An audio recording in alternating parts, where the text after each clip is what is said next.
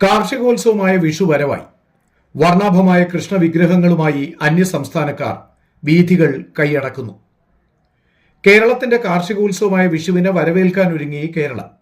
കേരളീയരേക്കാൾ വിഷുവിന്റെ വരവ് മാസങ്ങൾക്ക് മുൻപറിയുന്നത് അന്യസംസ്ഥാനക്കാരാണ്.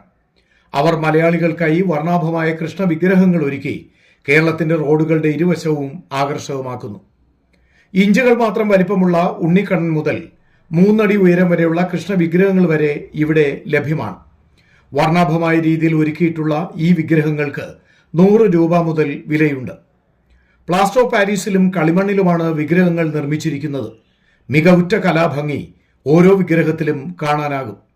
മേടമാസം എത്തുന്നതിന് മുൻപായി തന്നെ വാഹനങ്ങളിൽ കേരളത്തിന്റെ പ്രധാന പാതകൾക്കരികിലായി പ്രതിമകൾ എത്തിക്കുന്നു. ഹിന്ദിയിലും ചെറിയ മലയാളത്തിലും ഓരോ വിഗ്രഹത്തിന്റെയും പ്രാധാന്യം വിശദീകരിച്ചാണ് അന്യസംസ്ഥാനക്കാരുടെ വിൽപ്പന. നീലക്കാർവർണ്ണൻ ഉൾപ്പെടെ വിവിധ ഭാവങ്ങളിലെ കണ്ണന്മാർ യാത്രക്കാരെ ആകർഷിക്കുന്നു. ഉയരത്തിനനുസരിച്ചാണ് വില. മലയാളികൾ കൃഷ്ണ വിഗ്രഹത്തിന് മുന്നിലാണ് വിഷുക്കണി ഒരുക്കുന്നത്. നാടൻ കാർഷിക വിളകൾക്കൊപ്പം കൃഷ്ണ വിഗ്രഹങ്ങൾക്ക് മുൻപിൽ 5 തിരി നിലവിളക്ക് തെളിച്ച് കണി കാണുമ്പോൾ കുടുംബ ഐശ്വര്യം വന്നു ചേരുമെന്നാണ് വിശ്വാസം. വിഷുക്കണിയും പുതുവസ്ത്രവും കൈനീട്ടവും കാർഷിക സംസ്കാരമായ വിഷു മഹോത്സവത്തിന്റെ മുഖ്യ ചടങ്ങുകളാണ്. ന്യൂസ് ഡെസ്ക് പ്രസ് ക്ലബ് വാർത്ത.